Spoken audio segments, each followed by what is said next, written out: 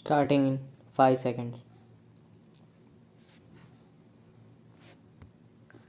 Now, sir, honorable members will recall that the bill was introduced in the House of the People on the 2nd September 1953.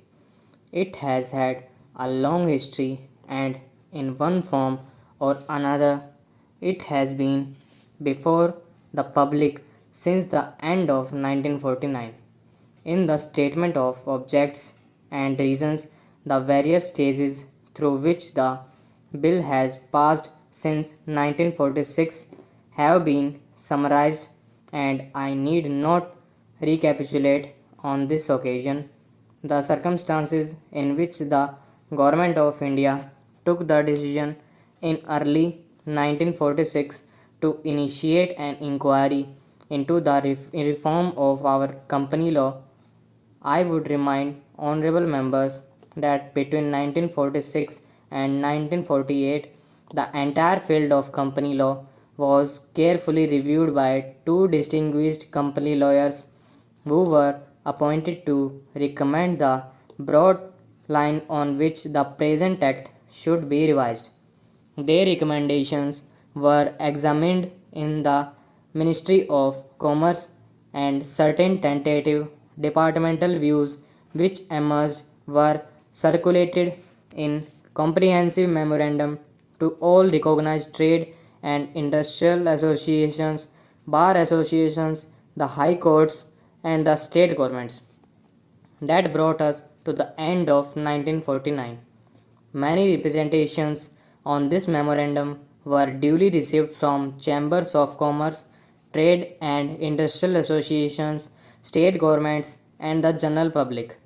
At the end of 1950, the Government of India appointed a committee under the chairmanship of Sri Baba to go into the entire question of the revision of the Companies Act with particular reference to its bearing on the development of trade and industry in this country. This committee examined a large number of witnesses in many parts of the country and submitted its report in March 1952. This report again was circulated to all state governments, chambers of commerce, trade associations, high courts, and many other bodies. At the same time, a special officer was appointed in the Department of Economic Affairs, Ministry of Finance, to examine the report in the light of the view received from the interested public and to submit proposals to the government for the revision of the present act. The bill now before the House is based largely on the recommendations of the Company Law Committee, modified in a few particulars. Honorable members will notice that so far as public relations go, the public has covered adequate ground.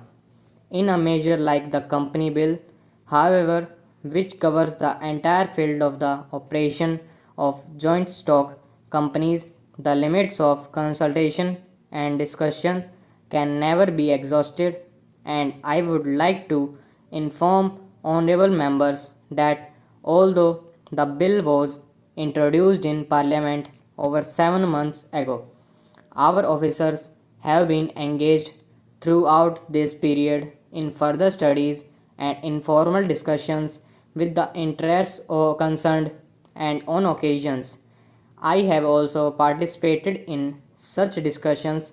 I have also given some further thought to some of the issues arising out of the bill, and I propose at the appropriate stage to bring before the Select Committee any changes in the provisions of the bill which seems to me to be worthy of the consideration in the light of this further examination.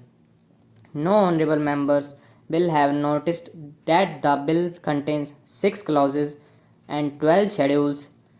I think it is probably one of the longest legislative measures in recent legislative history, but its size might be regarded as misleading unless I make a few comments.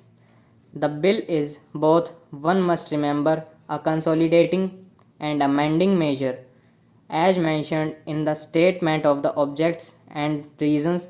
This is the first opportunity which has occurred since 1923 for the consolidation of the Companies Act. Advantage has been taken of this opportunity to redraft several long and complicated sections in the present Act, which have been split up into a large number of clauses. This is the largest single factor accountable for the increase in the number of clauses in the bill. New clauses embodying substantial changes in the present law would hardly constitute more than a small fraction of the bill. I would also draw attention to the structural changes in the bill to which a reference has been made in the statement of objects and reasons. The redraft of the bill and the rearrangement of the existing chapters in Companies Act in a more logical order have, I think, resulted in a noticeable improvement in the form of the bill, and I hope will facilitate better understanding and appreciation of the scheme. I wish that the act which came into effect long ago was implemented properly. I know that the minister here is very earnest in implementing it, but unfortunately his colleagues at the state level are disappoint him. Unfortunately, no steps have been taken for trimming or toning up the administration at the state level, and at the district level. They have to be taken immediately. Stop.